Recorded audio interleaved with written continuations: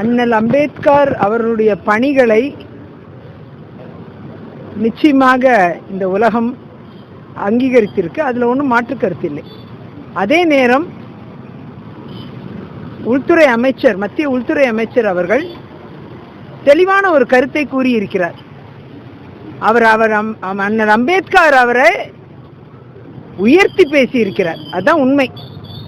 என்னவென்றால், காங்கிரஸ் கட்சி ஏன் அண்ணல் அம்பேத்கர் அவர்களை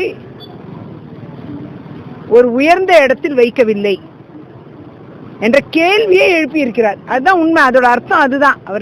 அவர் பேசினதோட அர்த்தம் அதுதான். காங்கிரஸ் கட்சியின் சாம் பெட்ரோடா அவர்கள் இந்த ட்வீட்டை நீங்க பார்க்கணும். சாம் பெட்ரோடா அவர்களுடைய இந்த ட்வீட்டை பார்க்கணும்.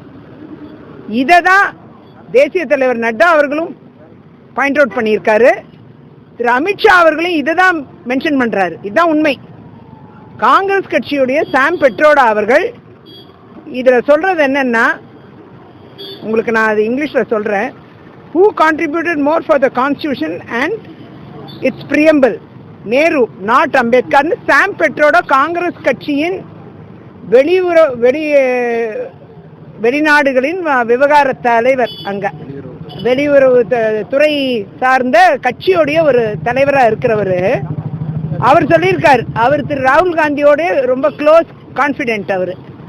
அவர் தான் சொல்லியிருக்கிறாரு, இத மாதிரி பாபா சாஹிப் का दिया हुआ संविधान, Dr. Ambedkar is the father of the Indian Constitution, is the biggest falsification of our country's modern history. சொல்றவர் யாரு? காங்கிரஸ் கட்சியோடைய சாம் பெட்ரோடா.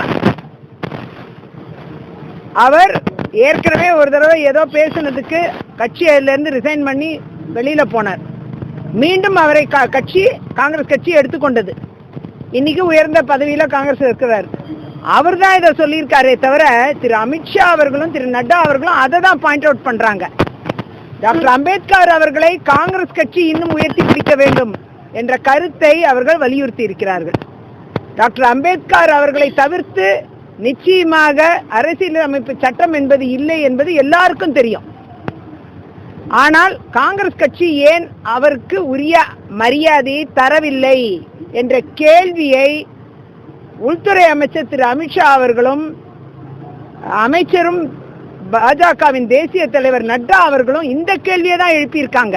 இதை வேண்டுமென்றே மக்கள் முன் திரித்து கொண்டு போய் தமிழ்நாடெங்கும் போராட்டங்களை அறிவிக்கிற காங்கிரஸ் கட்சி உண்மையை மறைக்கிறது.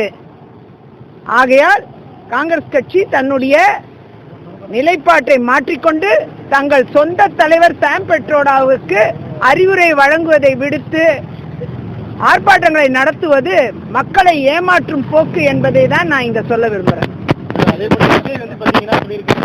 கொள்கை தலைவர் அவமதிக்கிறது கண்டனம் சொல்லியிருக்காரு. திரு விஜய் அவர்களும் இந்த ட்வீட்டை போய் படிக்கணும்னு நான் நினைக்கிறேன். திரு அமித்ஷா அவர்கள் என்ன சொன்னாருங்கிற கருத்தையும் முழுமையா பார்த்துட்டு திரு விஜய் அவர்கள் தன் கண்டனத்தை பதிவு பண்ணணும். பார்க்காம பதிவு பண்றது முழுமையா எதையும் தெரிஞ்சுக்காம பேசுறதா நான் கருதுறேன். அவர் முழுமையா எல்லாம் தெரிஞ்சுக்கிட்டு பேசினாருன்னா அவருக்கும் நல்லதுன்னு நான் நினைக்கிறேன்.